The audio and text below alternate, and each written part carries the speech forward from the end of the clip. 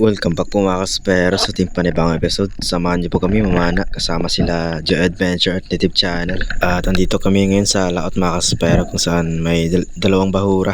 At ayan mga kaspero, habang naglo-load ako ng spear gun dito, may nakita akong mga school na mga surahan nandun sa ilalim. At ang spot na ito mga kaspero ay dito sila padalas makahuli ng mga tangigi at mga tribali mga kaspero. Kaya try natin ngayon mga kaspero kung makahuli ba tayo.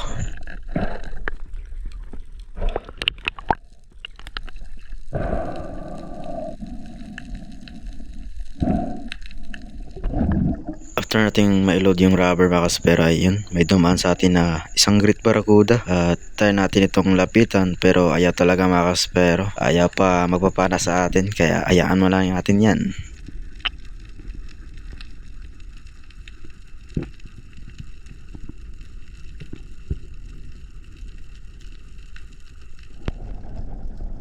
Nag-move on tayo mga kaspero at dito nakakita tayo ng isang tangigi sa malayo kaya ginawa natin, nilapitan ito mga kaspero at medyo may lap itong tangigi na ito mga kaspero at buti na lang nabutan pa natin at natira natin mga kaspero.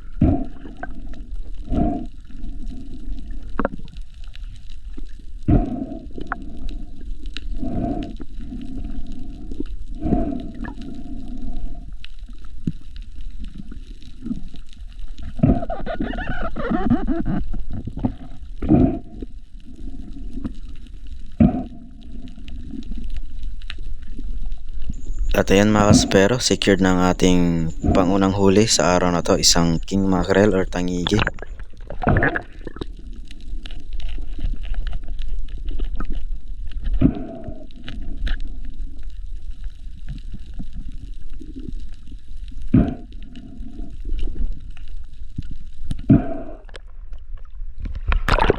At syempre, lagay natin to sa bangka mga kaspero sa ganun ay hindi sagabal sa ating pag-dive. At shoutout sa ating boatman ng mga kaspero na si Papa Tono na lagi nakabang sa atin. Para kung makahuli mo tayo na malaki mga kaspero ay palapit lang na ilagay sa bangka.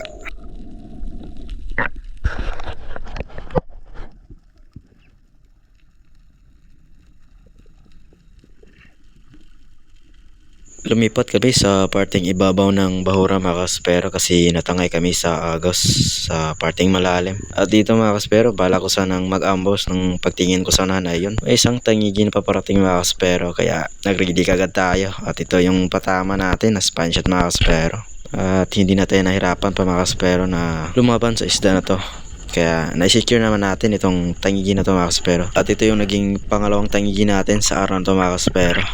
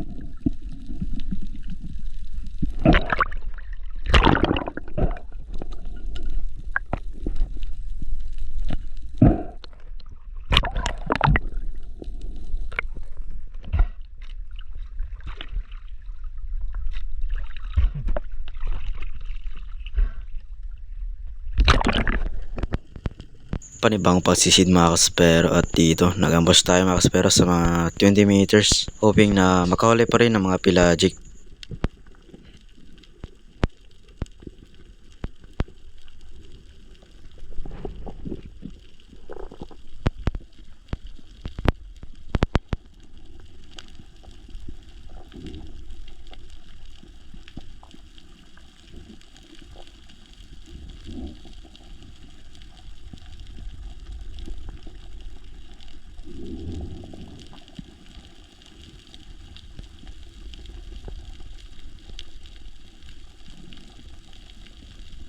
Iba yung napakita sa atin mga kaspero, at isang long nose emperor or dugso, at sa likod pa ang direction niya, kaya nahirapan tayo dito mga kaspero na tirahin siya kasi naka 360 na tayo mga kaspero. At try ko pa tong tirahin mga kaspero, at ganda sana ng patama natin at na-spine shot pa mga kaspero, kaya lang is hindi tumagos yung bala ng pana natin, kaya ang resulta is nakatanggal mga kaspero. At habang pagkat ako dito mga kaspero, tininan ko yung isda kung saan yung direction niya, kaya lang malabo yung tubig sa taas mga kaspero, kaya hindi ko na nakita kung saan yun papunta yung isda mga kaspero. Sayang, hindi para sa atin ang isda na yun mga kaspero, kaya move on tayo.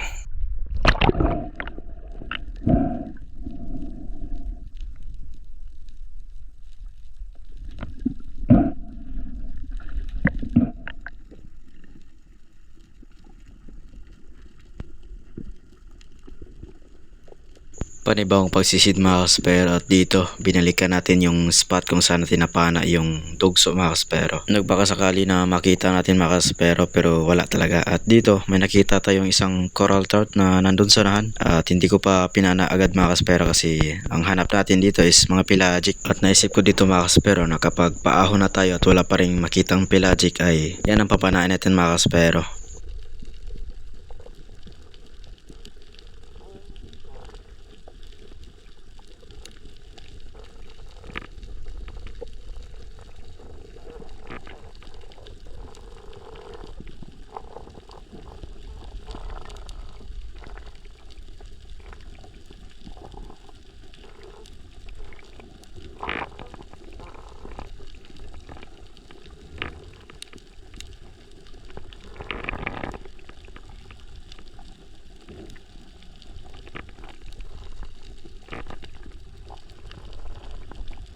Walang dumaan na pelagic mga kaspero, kaya ito na lang coral trout ang tirahin natin. At ayun sa pool mga kaspero, at na-secure naman natin itong isda na to, kaya ito yung naging pangatlong huli natin sa araw na to, isang coral trout or suno mga kaspero.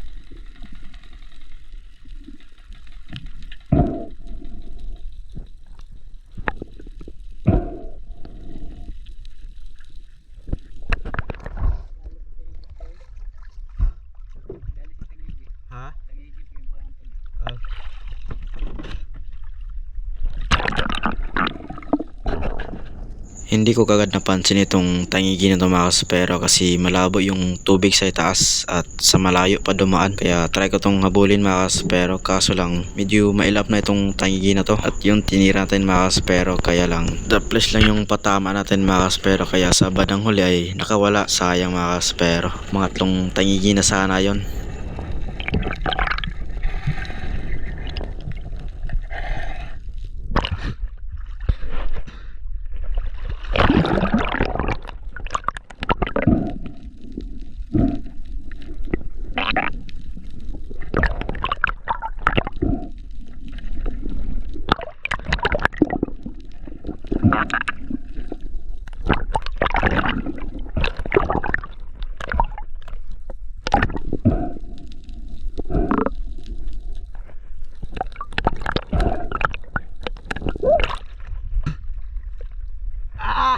Bitas. Tagigi. Bawa ko na ko na.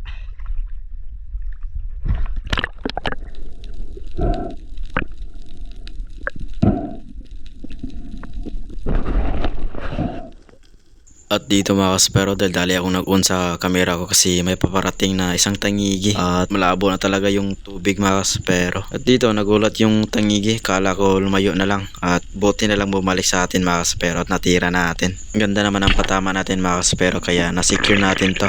At ito yung naging pangatong tangigi natin sa araw na to.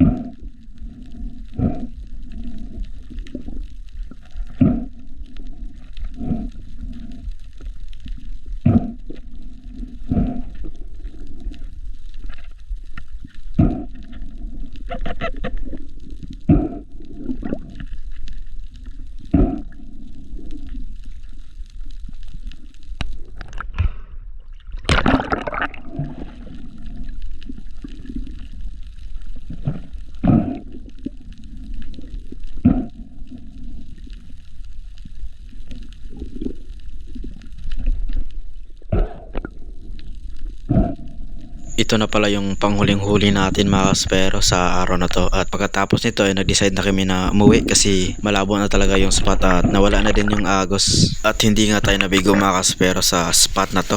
At nakahuli tayo ng 3 tangigi at isang coral trout.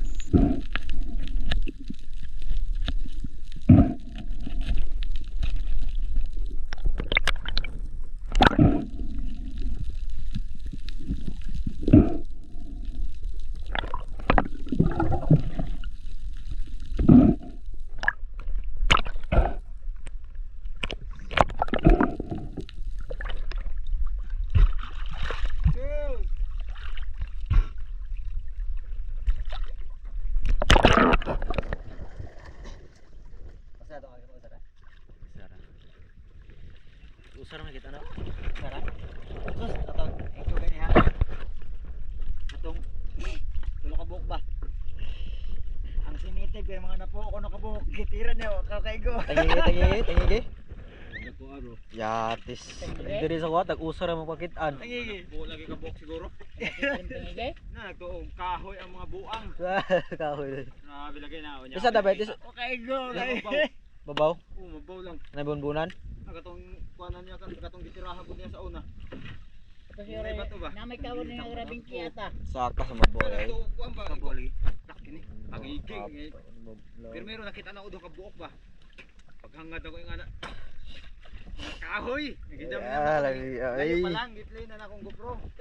Pagkakita na ako sa dako, wa ko na yung intention ang dako gid. Tego. Grabe duula lagi. Layo ko to, kaya namin yung doon. Layo ba? Let's go! Ako, nawas ka sila.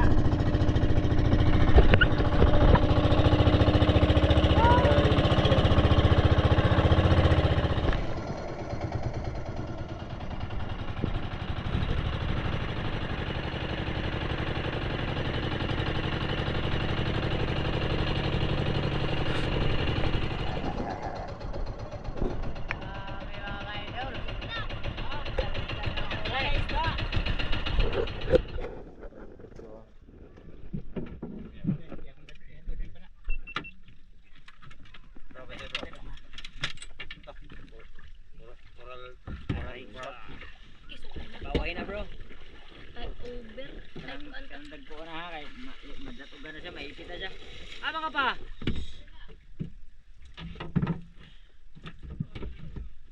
Aray.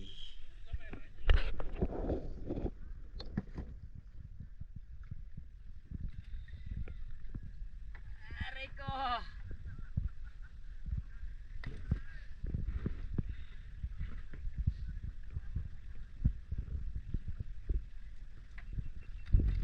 Aray ko.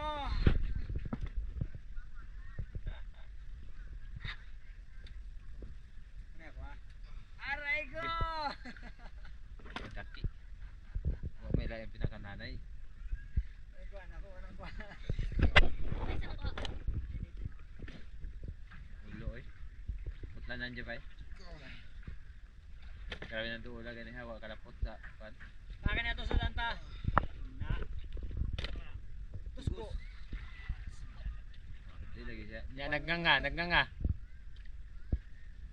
Alright. Dito na. Atras gamay.